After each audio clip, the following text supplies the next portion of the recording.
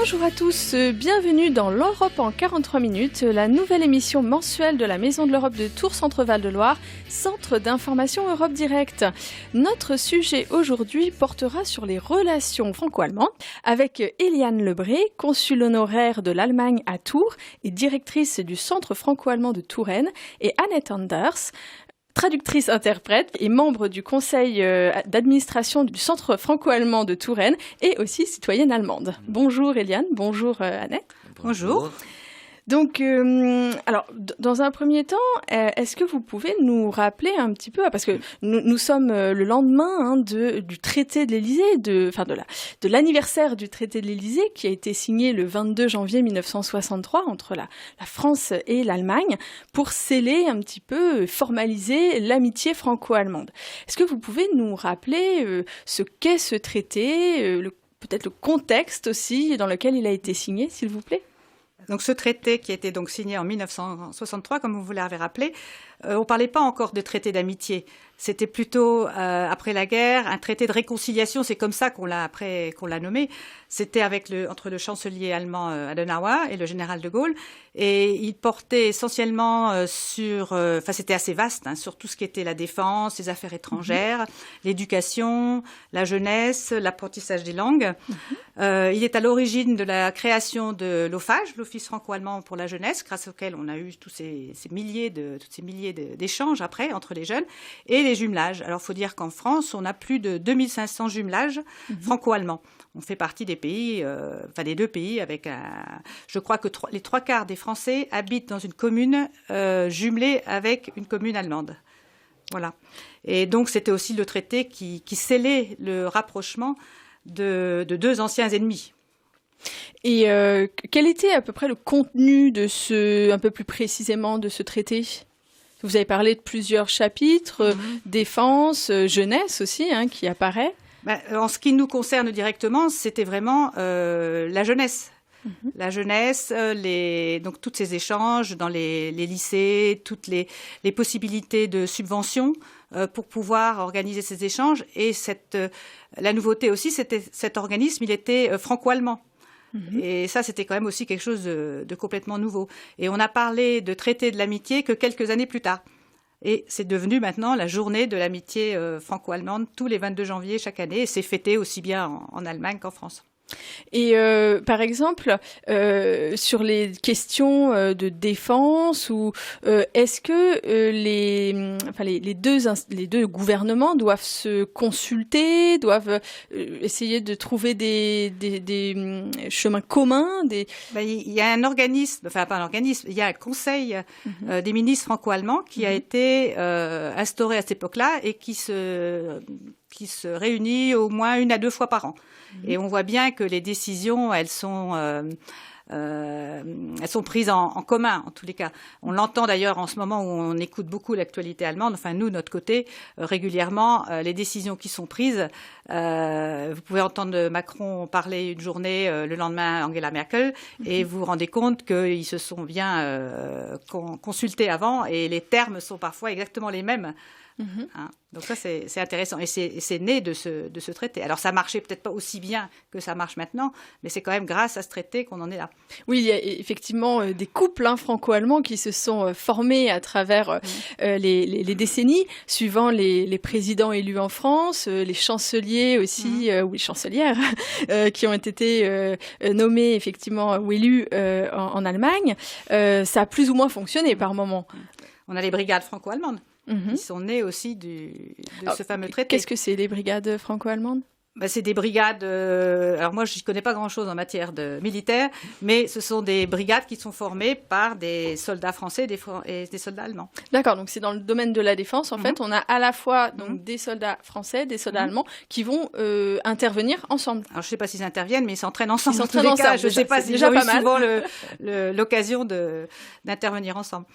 Et il me semble aussi que sur les questions communautaires qui sont en lien avec l'Union européenne, les deux États aussi doivent se mettre d'accord sur certaines questions importantes avant en fait d'avoir les conseils européens avec des chefs d'État et de gouvernement des autres États membres.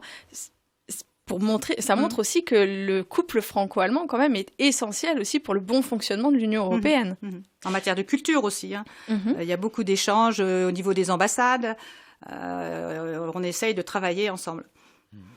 Et donc, est-ce que justement, en matière de jeunesse, vous avez parlé donc de l'OFAGE, et il y a aussi l'éducation, parce qu'on sait que l'Union européenne, donc a ces fameux, avec le programme Erasmus notamment, et les crédits ECTS, je ne me rappelle plus l'acronyme, je suis désolée, mais en tout cas, les crédits qui permettent d'avoir des équivalences, et finalement, au niveau franco-allemand, il y avait déjà ces équivalences qui étaient écrites dans ce traité.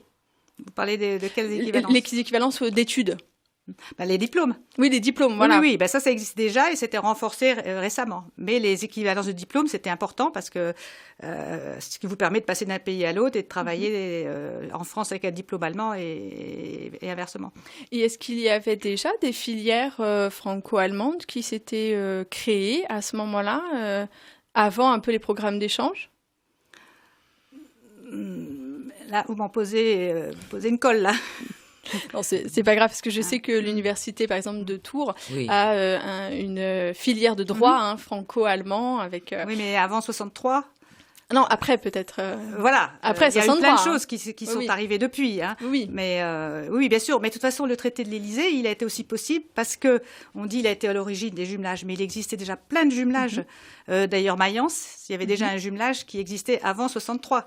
C'était des citoyens qui avaient voulu se lancer dans la réconciliation, et c'est quand même grâce à ces premiers jumelages que le traité de l'Élysée a pu avoir lieu. Même Tours on va dire sereinement. Même Tours et Mülheim, c'était avant.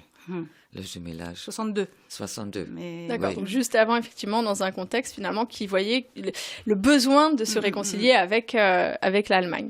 Merci Eliane, merci Annette, nous vous retrouvons après la virgule. Parlons d'Europe sur RCF.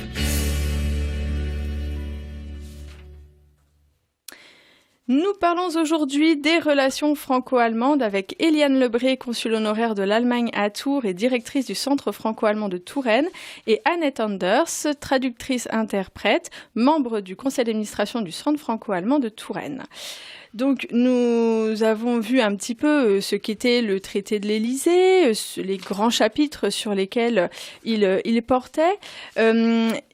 Le 22 janvier 2019, donc c'est un peu plus récent, il y a 2 ans, un nouveau traité a été signé entre la France et l'Allemagne, 56 ans après le premier.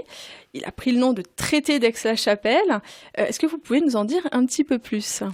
Donc, il a pris le nom de traité d'Aix-la-Chapelle parce qu'il a été donc signé à Aix-la-Chapelle entre Merkel et puis Macron. Donc ce traité, c'est un traité, contrairement au premier traité de l'Élysée où on l'avait appelé traité de réconciliation, c'est un traité de renforcement des relations franco-allemandes. Il approfondit les liens qui existent déjà entre la France et l'Allemagne, donc déjà les affaires étrangères, la défense, l'équivalence des diplômes, encore un peu plus, la coopération entre les régions frontalières et les sociétés civiles, et dans des domaines à l'époque inconnus ou méconnus, il y a 50 ans, le numérique et l'écologie. Alors, il y a 2 points forts dans ce traité. Vous avez la création d'une assemblée franco-allemande parlementaire, et vous avez la création d'un fonds citoyen franco-allemand. Donc, lorsqu'on parle aussi des nouveaux chapitres qui ont été mis qui sont arrivés du fait de l'évolution de la société, est-ce que vous pouvez nous dire donner quelques exemples, par exemple, sur l'environnement ou le numérique ?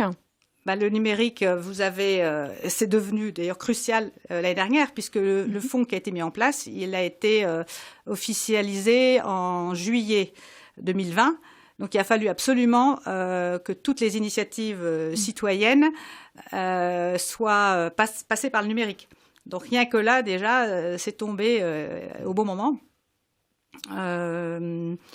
l'Assemblée, la loi numérique. Alors moi, ce que je trouve très important dans ce traité, c'est la création d'une Assemblée parlementaire franco-allemande. Ça, c'est unique dans l'histoire de la planète, que 2 pays créent ensemble un parlement franco-allemand. Vous avez 50 députés du Bundestag qui rencontrent 50 députés de l'Assemblée nationale et qui se mettent ensemble autour d'une table à 50, si on peut. Ou en tout cas, peut-être en distanciel en ce moment. Voilà, en ce moment. Et qui a pour but d'encourager les propositions de loi qui favorise la coopération dans nos deux pays. Et ça, c'est essentiel. J'ai eu la chance d'assister à la première réunion là, à Paris. C'était au mois de 25 mars 2019. Et c'était très émouvant de voir tous ces députés travailler ensemble, d'observer en plus les différences. Mais c'était quand même quelque chose d'unique dans l'histoire. Et ces députés sont-ils volontaires ? Ou est-ce qu'ils ont été choisis par leurs partis respectifs ? Non, ils sont volontaires. Et puis, bon, la plupart des députés qui étaient là parlaient quand même la langue de l'autre. Alors, plus ou moins couramment. Mais enfin, bon, il fallait quand même qu'ils soient capables de comprendre un peu dans la langue de l'autre ce dont il était question. Parce que les débats se déroulent en français et en allemand. Voilà, oui. D'accord. Effectivement, il faut quand même maîtriser à minima... Bon, il y a la traduction simultanée, bien sûr. Ah oui, d'accord, quand même. Mais bon... Non, c'est très intéressant. Et donc, tous les partis allemands ou tous les partis politiques français sont représentés dans cette assemblée ? Oui. Donc, on assiste, c'est vraiment une représentation en miniature du Parlement. Et donc, vous avez dit qu'il prenait des décisions en lien avec le renforcement donc des relations franco-allemandes ou discute en tout cas de ces questions-là. Est-ce que vous pouvez nous donner un exemple, peut-être, lorsque vous avez participé, de quoi il parlait ? J'avoue, je me souviens pas parce que c'était en même temps la signature donc de ce Parlement, de cette nouvelle Assemblée. Donc c'était quand même très général, mais c'était intéressant de voir la façon dont il s'exprimait, le comportement différent des députés allemands et des députés français. Donc on voit des différences importantes. Oui, comme dans la société allemande et la société française. Mais là, c'était réuni en petits groupes. Et donc, par exemple, on va laisser l'Assemblée maintenant. Vous avez donc parlé donc du sujet de l'environnement. On sait que l'Allemagne est quand même assez avancée sur les questions environnementales.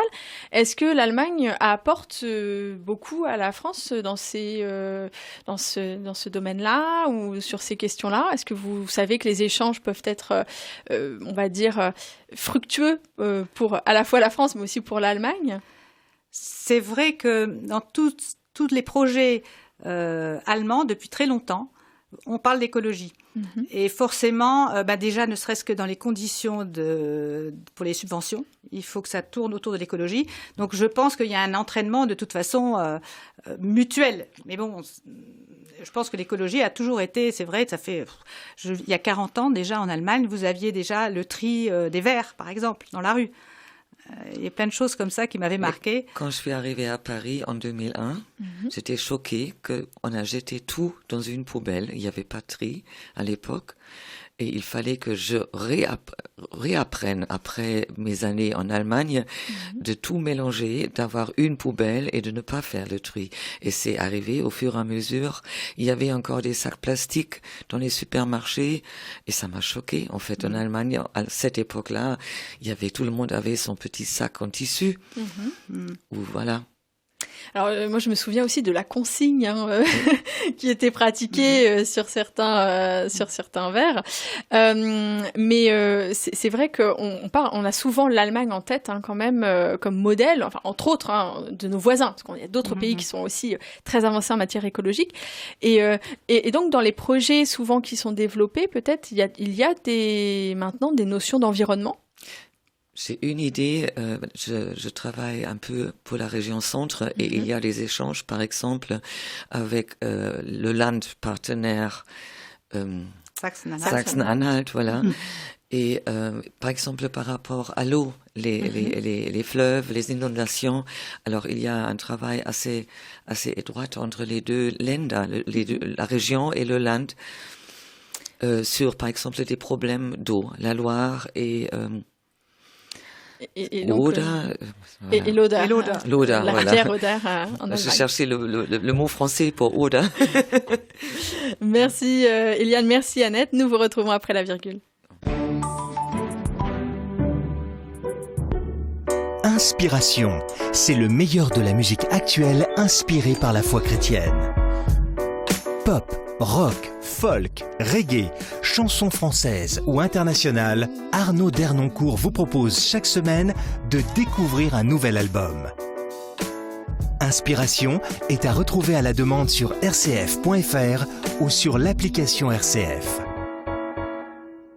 À 13h15 sur RCF, vous avez rendez-vous avec l'histoire.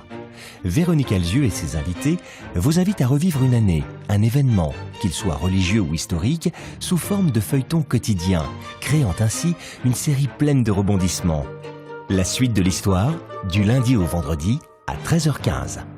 RCF dans le Lochois, 105.7 et en direct et à la demande sur rcf.fr.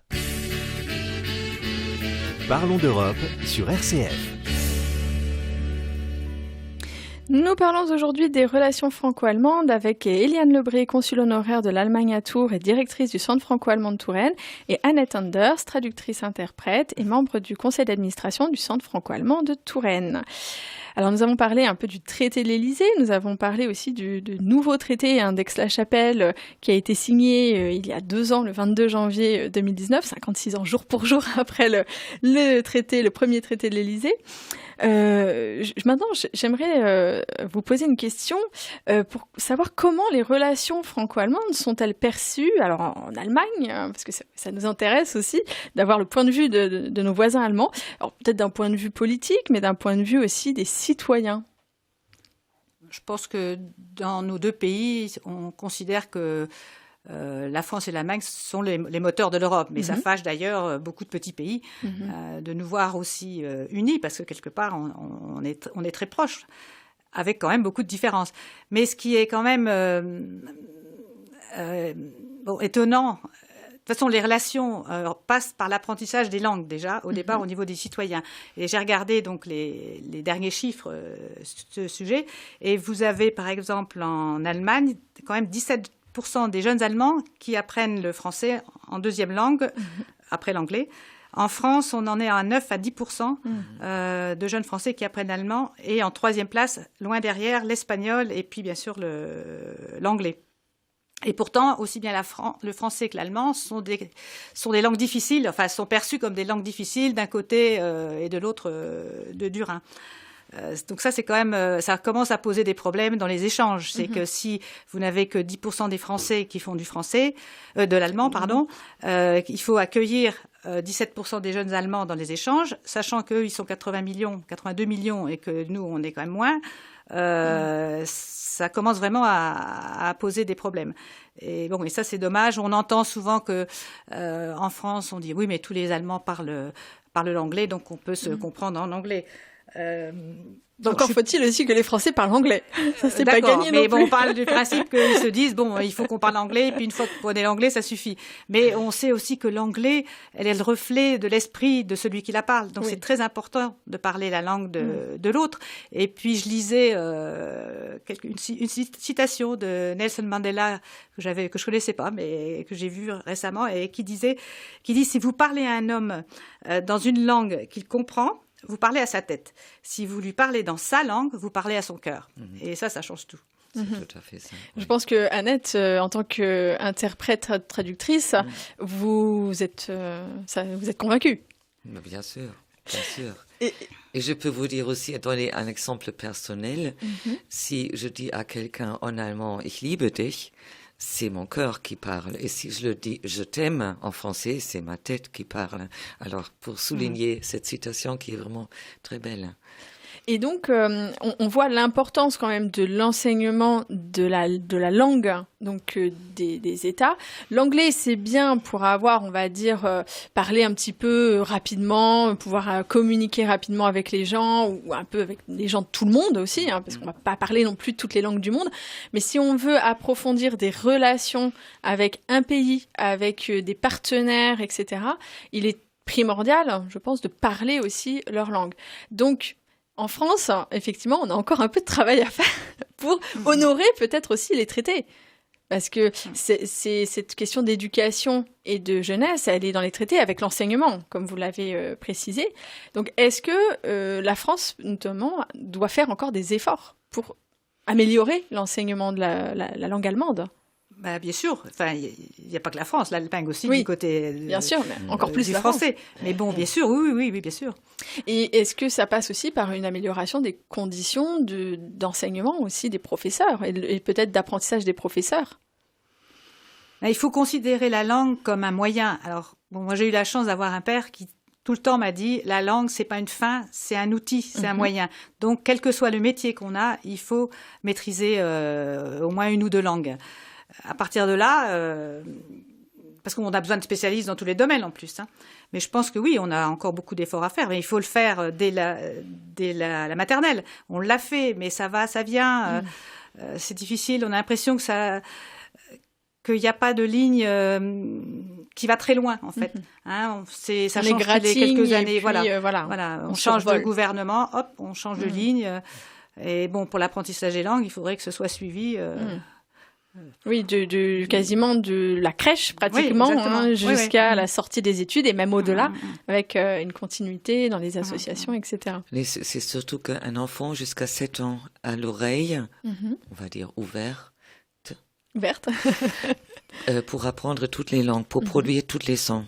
Et à partir de cet âge-là, l'oreille, on va dire, se ferme et devient, comment dirais-je, et là, on est marqué par la langue principale. Je ne parle pas de langue maternelle, mais langue principale, la langue qu'on parle dans le quotidien. Et c'est pour ça qu'il faudrait commencer beaucoup plus tôt, dans les crèches même, les maternelles. Et je sais, par mon expérience de prof d'allemand, aussi dans les écoles primaires, même au sein du centre franco-allemand, mais à l'université, que ce sont des problèmes pratiques très souvent qui empêchent de mettre en place des cours réguliers en allemand. Et il y a toujours cette réputation que l'allemand est une langue très difficile à apprendre. Et c'est pour ça beaucoup choisissent l'espagnol comme deuxième langue étrangère, parce que l'espagnol, voilà, c'est facile. Et c'est pas vrai. Il faut aussi se battre un peu contre des idées reçues sur la difficulté d'une langue ou d'une autre. Finalement, toutes les langues aussi ont leurs difficultés. Ont leurs difficultés et l'allemand n'est pas si difficile que ça. À bon entendeur, donc, pour instaurer un enseignement un peu plus tôt auprès des enfants. Alors aussi, cette perception un peu des relations, je pense qu'elle passe aussi dans les médias ou par... est-ce que c'est traité dans les médias ? Comment ces relations franco-allemandes sont traitées dans les médias, notamment en Allemagne, mais aussi en France ? Comment vous percevez peut-être les différences ? Les différences dans les médias. On en parlait, par exemple, en ce moment, on suit beaucoup les actualités des deux côtés, puisque nos deux pays sont en train de vivre les mêmes crises, donc c'est intéressant de voir comment elles sont gérées. Les Allemands qui viennent en France, les fraîchement arrivés en France, se plaignent de ne pas comprendre nos actualités. Parce que, effectivement, là j'entendais ce matin, je ne sais plus à propos de quelle information, en quelques secondes on a dit oui, le confinement, le reconfinement. Un reconfinement provisoire est-il envisageable ? Donc ça a été dit pour l'instant non.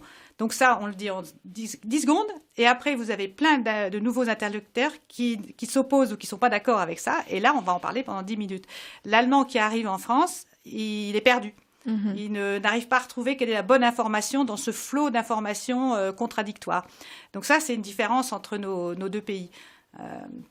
Et je dis à Eliane hier que moi je regarde presque que Arte, c'est justement une chaîne franco-allemande, parce que là j'ai les informations qui me conviennent, on va dire, la façon de présenter les informations. J'ai l'impression que c'est quelque chose de clair et de précise.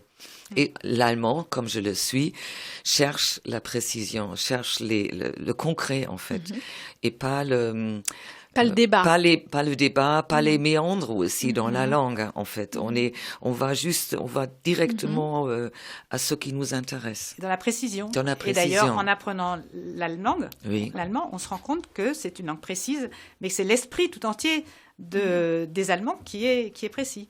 On est plus imagiers. imagé, voilà. On fait des sous-entendus. Oui. Pour nous, c'est évident, nos sous-entendus. Alors, ça ne le sera pas pour des étrangers, et les Allemands notamment. Et d'ailleurs, D'où la source de malentendus. Voilà, malentendu, piège, ou bien même que je mets les pieds dans les plats parce que j'ai pas compris le sous-entendu. Et donc, ça joue aussi sur la perception peut-être des relations franco-allemandes d'un côté ou de l'autre du Rhin. Ces différences un peu. Oui, bien sûr.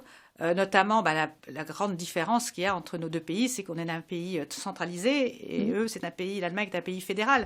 Donc, la prise de décision est complètement différente, le cheminement est différent. Il prend beaucoup plus de temps chez eux que chez nous, mais des fois, c'est mal perçu par les Français parce qu'on a l'impression qu'ils mettent beaucoup de temps. D'accord, je pense qu'on reparlera justement de ce sujet après. Le rapprochement donc politique est important, mais l'amitié entre les États se construit également donc par l'amitié entre ces peuples. Est-ce que vous pouvez nous en dire un peu davantage, Eliane, sur le Fonds citoyen franco-allemand? Donc oui, ce fonds citoyen franco-allemand, c'est le Deutsch-Französischer Bürgerfonds en allemand. Il a été donc mis en place grâce au nouveau traité d'Aix-la-Chapelle.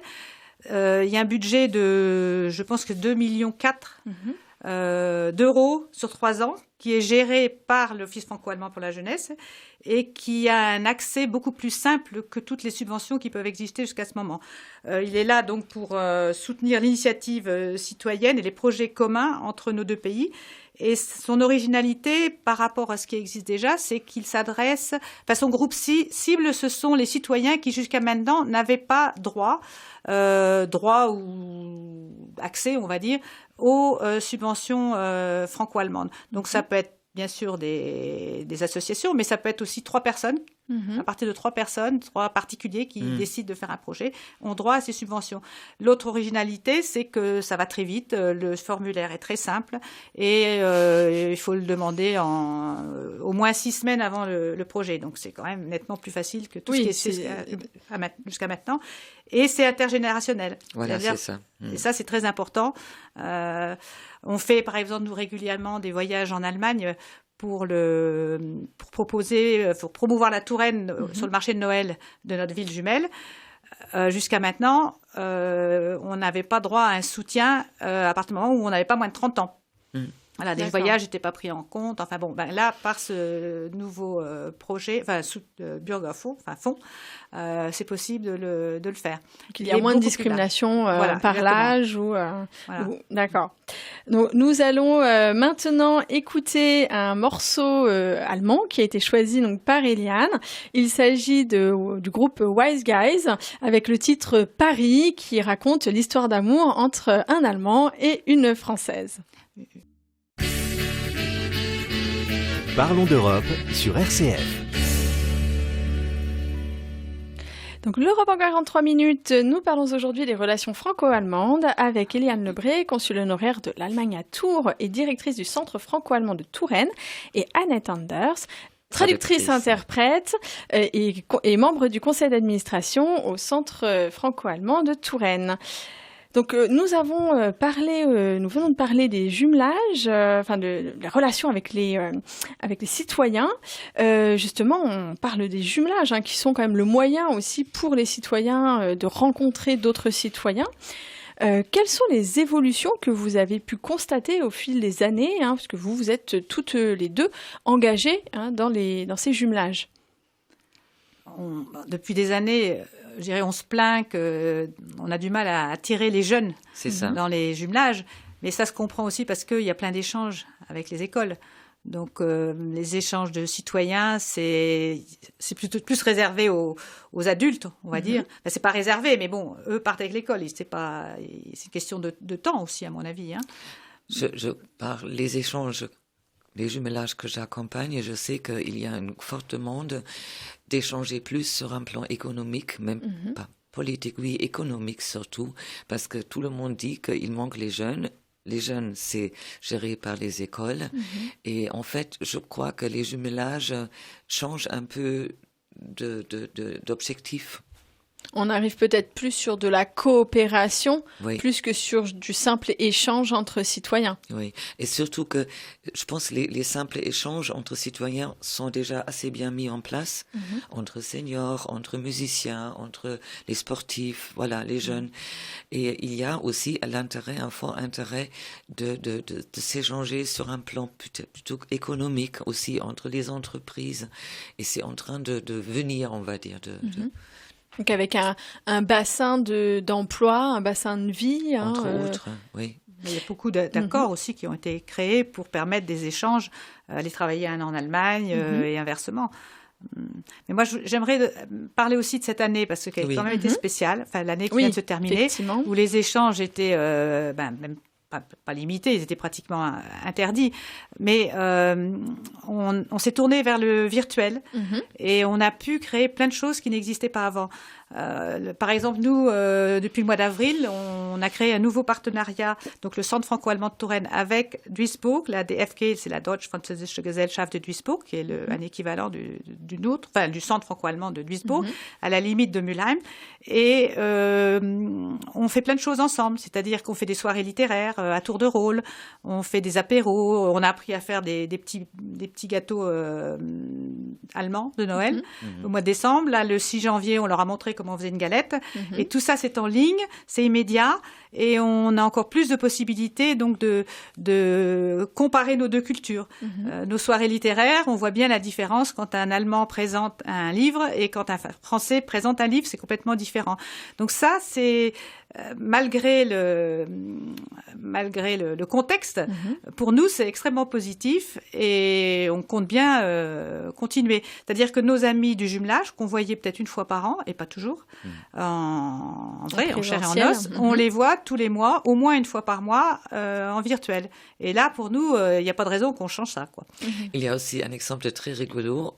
Au centre franco-allemand, il y a des cours d'allemand qui se passent maintenant en visio. Et tout d'un coup, un de nos amis de Mülheim, la ville jumelée, participe à un cours de conversation. Et ça, c'est très intéressant parce qu'il donne aussi son regard allemand sur la France, mais aussi sur l'Allemagne dans ce cours de conversation et ça enrichit les échanges. Donc en finale, on a bien sûr une évolution déjà un peu des jumelages vers plus de coopération, mais aussi, vous savez, vous avez réussi à rebondir un petit peu par rapport aux événements qui nous ont privés de circulation, de libre circulation, et qui vous ont privé de voir vos camarades. Finalement, c'est aussi du positif. Complètement. Mais il faut dire aussi qu'on est soutenu. Alors nous, on est essentiellement soutenu par l'Institut Goethe, qui a vraiment fait preuve de réactivité et de flexibilité dans les subventions qu'ils peuvent nous donner. Donc c'est grâce aussi à le fonds citoyen européen, pas européen, pas encore en tous les cas, franco-allemand, c'est la même chose. Donc je trouve que dans le franco-allemand, on est quand même bien entouré. Effectivement, si on part aussi de ces traités qui facilitent les relations franco-allemandes, avec l'OFAGE notamment, qui fait beaucoup pour la jeunesse. Beaucoup de projets sont subventionnés grâce à ces fonds. Maintenant, le nouveau fonds donc citoyen franco-allemand, pas européen bien sûr, franco-allemand, effectivement, il va y avoir encore plus de possibilités. Donc, c'est plutôt des choses positives. Alors, juste pour rappel, vous, le Centre franco-allemand de Touraine s'occupe du jumelage Tours, Mülheim, an der Rhein. An der Ruhr. An der Ruhr, pardon. Attention, la Ruhr, on y tient. La Ruhr, on y tient. Parlons d'Europe sur RCF. Que nous parlons aujourd'hui des relations franco-allemandes avec Eliane Lebré, consul honoraire de l'Allemagne à Tours et directrice du Centre franco-allemand de Touraine, et Annette Anders, traductrice-interprète et membre du conseil d'administration donc du Centre franco-allemand de Touraine. Alors, les rencontres entre citoyens sont faites pour nous aider à mieux comprendre nos voisins. Alors, quelles différences interculturelles constatez-vous au fil de vos échanges ? Et est-ce que ces différences peuvent avoir une incidence importante sur les relations entre nos deux États ? Oui, il y en a plein. Au plus je vieillis, au plus je vois de différences entre nos deux pays qui sont souvent complémentaires d'ailleurs, et quand on les connaît, ça peut nous aider. Une des plus grosses différences, je dirais qu'on est un État centralisateur et que l'Allemagne est un pays fédéral. Et ça, on le retrouve à tous les niveaux, que ce soit en entreprise, que ce soit dans les associations, les prises de décision. L'Allemagne est un pays du compromis, déjà, alors que pour eux, compromis, c'est positif. Nous, c'est déjà la limite du négatif. Et je ne sais pas ce que tu en penses, Annette, mais... Tout à fait, oui. C'est pour moi, le mot compromis n'est pas négatif, comme le mot critique d'ailleurs. En France, critique est considéré comme quelque chose de négatif, a priori.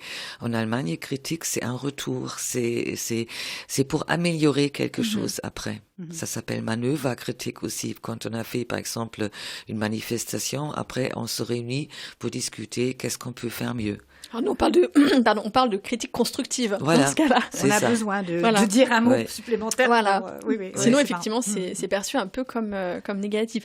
Et du coup, effectivement, là, on comprend, d'après ce que vous avez dit, Eliane, que finalement, l'Allemagne est peut-être comprend mieux le fonctionnement de l'Union européenne, hein, parce que l'Union européenne, c'est aussi une politique de compromis.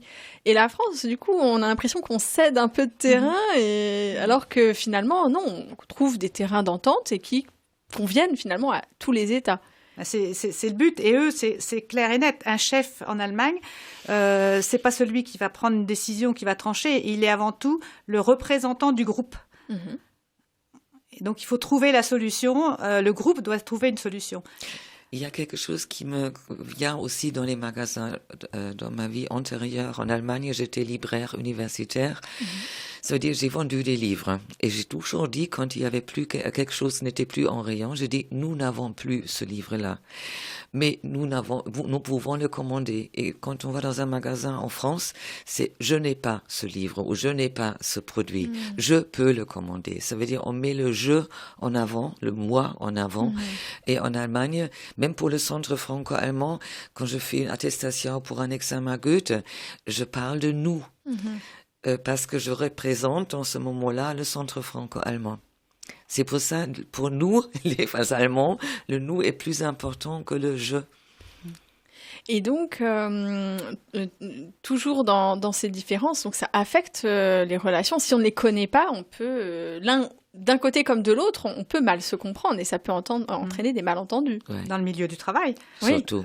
Dans les entreprises françaises qui travaillent avec des Allemands et inversement. Arte, ils ont dû aussi apprendre à travailler ensemble.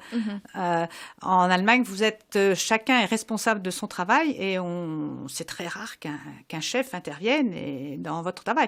Vous ne pouvez pas non plus passer au-delà de la personne responsable pour passer par le chef. Ça se fait pas. Chacun est responsable de son expertise et c'est pas tout à fait la même chose en France. Donc c'est vrai qu'il faut apprendre à travailler, connaître la façon de faire des uns et des autres. Le temps, la maîtrise du temps, par exemple. En Allemagne, on dit que les Allemands maîtrisent le temps. Nous, on dit qu'on subit le temps. Et c'est vrai que tous leurs projets sont faits nettement en avance par rapport à nous. Et par contre, nous, on est capable de décider dans l'urgence. Eux, ils paniquent. Oui, donc il y a du bon et du mauvais côté. Il faut prendre les forces des deux côtés. Il faut les connaître pour ça. D'accord. Donc, merci beaucoup, Eliane. Merci, Annette, de nous avoir éclairé sur ces relations franco-allemandes. Vous avez suivi l'Europe en 43 minutes, la nouvelle émission proposée par la Maison de l'Europe de Tours-Centre-Val-de-Loire, centre d'information Europe Direct. Et nous, tout cela en partenariat avec RCF. Merci beaucoup et à bientôt. Merci.